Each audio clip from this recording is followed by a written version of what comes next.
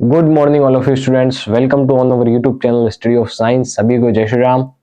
तो आज का हमारा टॉपिक है रदरफोर्ड सोडी का नियम। कल की क्लास में हम सब कुछ कंप्लीट कर चुके। हमने रेडियो एक्टिविटी के बारे में पढ़ा था, अल्फा बीटा गामा तीनों कणों के बारे में पढ़ा था, रेडियो एक्टिव किरण के बारे में पढ़ लिया था।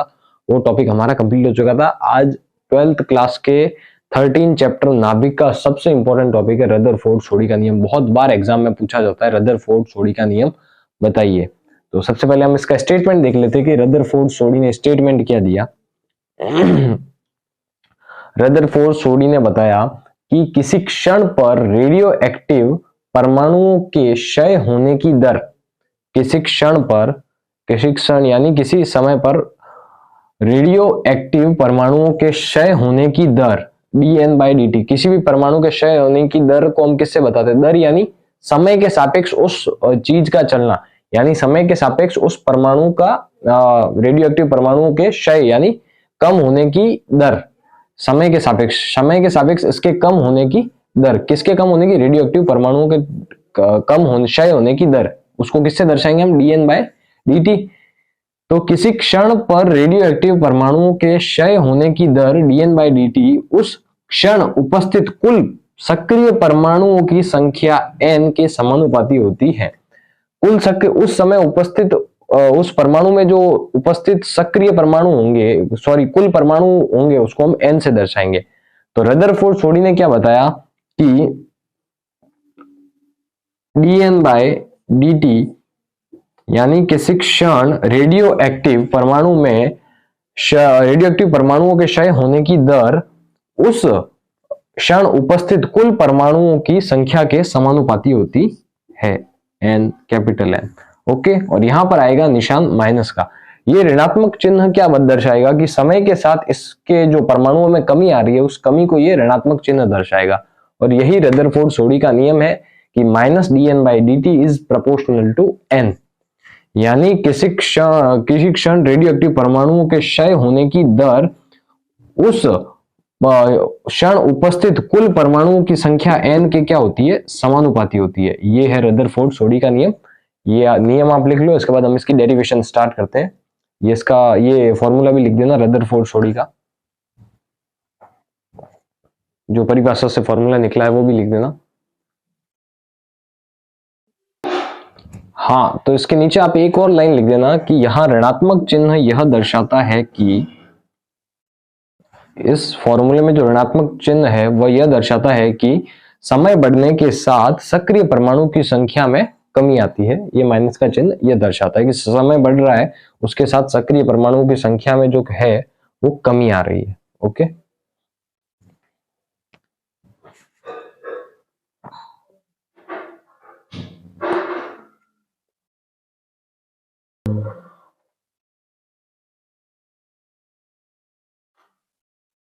हाँ, तो अब हम हमारी डेरिवेशन स्टार्ट करते हैं। जो हमने इसकी परिभाषा लिखी है रदरफोर्ड सोडी नियम की, उसके नीचे से ही ये डेरिवेशन आप स्टार्ट करना। तो स्टार्ट करते हैं। माना t=0 समय पर रेडियो एक्टिव पदार्थ में सक्रिय परमाणुओं की संख्या n0। t=0 समय लिया और उस समय पर रेडियो एक्टिव पदार्थ के अंदर जो सक्रिय परमाणु है उनकी संख्या हमने मान ली है कितनी है? n0। और t समय बाद सक्रिय परमाणुओं की संख्या जो होगी वो होगी n। ओके, अब हम हमारी डेरिवेशन स्टार्ट करते हैं। तो रदरफोर्ड सोडी का जो नियम था dN/dt is proportional to n, यही नियम था। ओके, किसी क्षण रेडियो एक्टिव पदार्थ में सक्रिय परमाणुओं की दर उस क्षण उपस्थित कुल परमाणुओं की संख्या के समानुपाती होती है, यही नियम था। अब हम क्या करेंगे? इस माइनस के निशान को उस ओर भेज देंगे। dN/dt is proportional to -n, इसको इधर भेज दिया। अब जैसे ही इस प्रोपोर्शनल के निशान को हटाएंगे, एक स्थिरांक आएगा हमारे पास और वो स्थिरांक होगा लैम्बडा -λn। और जो ये लैम्बडा होगा इसको हम बोलेंगे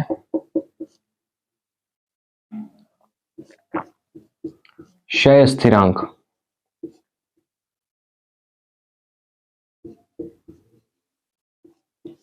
क्षय स्थिरांक इसलिए नाम दिया क्योंकि सक्रिय परमाणुओं के क्षय होने की दर के समानुपाती निशान को हटाने के बाद ये स्थिरांक आया, इसलिए इसे नाम दिया क्षय स्थिरांक। और यहां तक आप नोट कर लो, उसके बाद हम आगे बढ़ते। यहां तक आप नोट कर लो।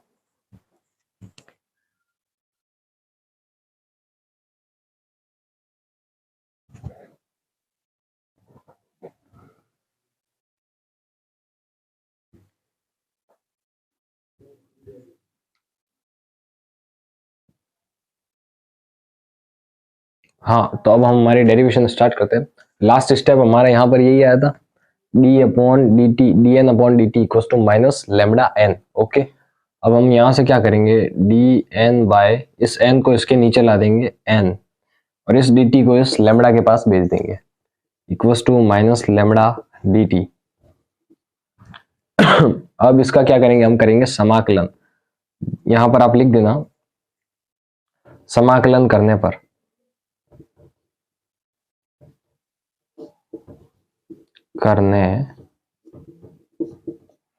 इसका हम करेंगे समाकलन। यहां से आ जाएगा हमारे पास D N by N is equals to minus lambda D T. Okay, अब 1 अपॉन एन का समाकलन क्या होता है आप सब जानते हैं, लॉग एन। तो यहां से हमारे पास आ जाएगा log E base N. 1 upon N का जो समाकलन होता है, डी एन के सापेक्ष 1 अपॉन एन का समाकलन कर रहे हैं, तो 1 अपॉन एन का समाकलन हो जाएगा log N equals to, lambda constant है और माइनस भी बाहर, माइनस और लेमडा दोनों बाहर आ जाएगा, और फिर बचेगा अंदर ओनली और ओनली डी टी। तो इसको मैं यहां से डायरेक्ट बाहर ले लेता हूं।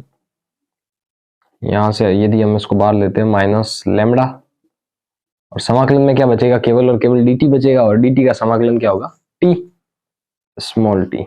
ओके, आगे हमारे पास इसको हम दे देंगे समीकरण नंबर 1। अब यहां से हम वैल्यू भरेंगे इसमें। हम जानते हैं जब समय t बराबर 0 था तब जो सक्रिय परमाणुओं की संख्या थी n, वो कितनी थी, n नॉट। ये हम पहले लिख चुके, t इक्वल्स टू 0 समय पर सक्रिय परमाणुओं की संख्या n equals to n naught. तो हम यहाँ पर t की जगह तो रख देंगे 0 और n की जगह क्या रख देंगे हम, n नॉट। ओके, यहाँ पर एक मिस्टेक और हो गई हमारे। जब समाकलन होता है, समाकलन दो प्रकार के होते हैं, एक तो एक निश्चित और एक अनिश्चित।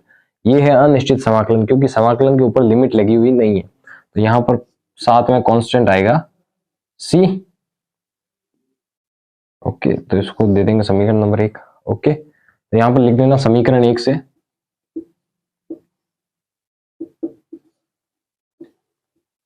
अब यहाँ पर n की जगह क्या रखेंगे, n नॉट।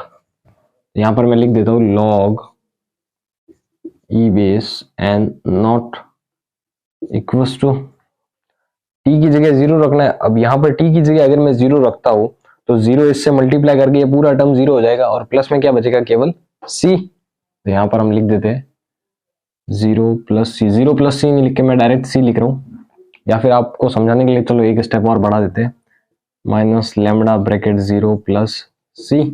ये आ गया। अब इससे आगे बढ़ते हैं, तो log e base n naught equals to c। ये हमारी c की वैल्यू आ गई। अब यहां से हम लिख देंगे c का मान समीकरण 1 में रखने पर, आप मैथ्स में भी करते होंगे, यहां से सॉल्व करते होंगे समाकलन, फिर यहाँ पर कांस्टेंट c आता होगा, अनिश्चित समाकलन, फिर c की वैल्यू निकालते होंगे और वापस इस समीकरण में ही रखते होंगे। मैथ्स में आपने किया होगा, फिजिक्स में भी ऐसे ही करना है। तो c का मान समीकरण 1 में रखने में, c की वैल्यू हमने निकाल दी और इसको हम समीकरण 1 में रखेंगे। यहां से हम लिख देंगे log e base n equals to minus lambda t plus log e base n naught. यहां तक आप नोट कर लो, इसके बाद हम डेरिवेशन आगे बढ़ते हैं। पहले ये वाला नोट करना, उसके बाद ये वाला।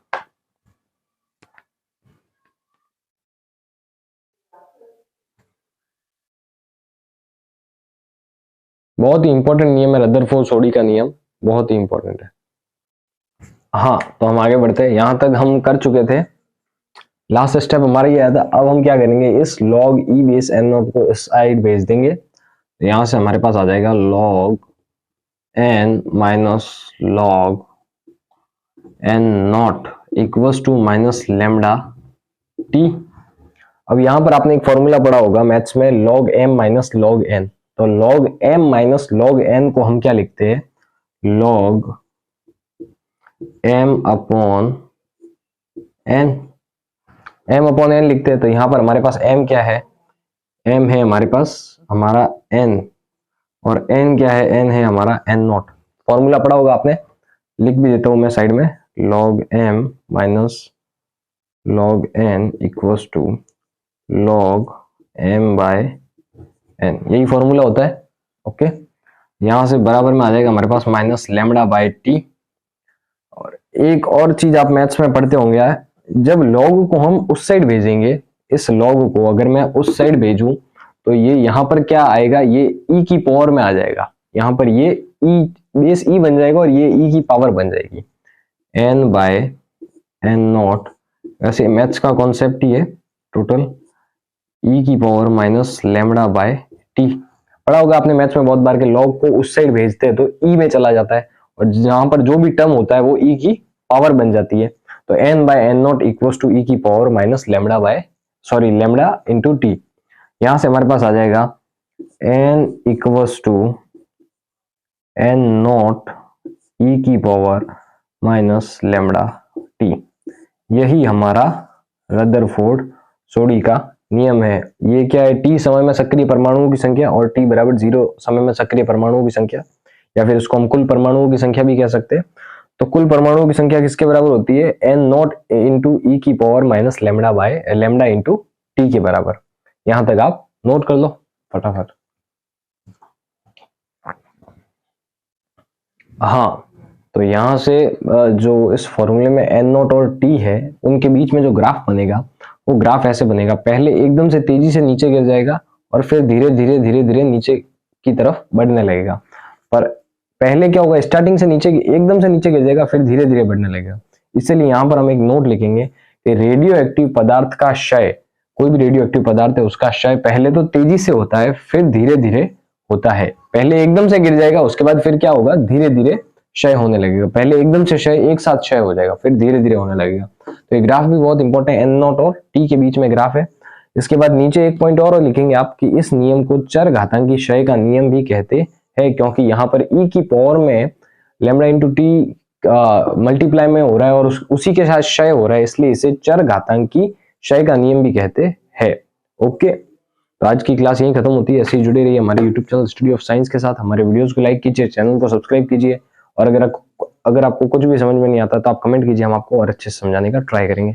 ओके, नोट कर लेना और याद रखना इसको, रदरफोर्ड सोडी और चर घातांकी क्षय का नियम दोनों ही नाम से आए तो आपको कंफ्यूज नहीं होना है, यही नियम करना है।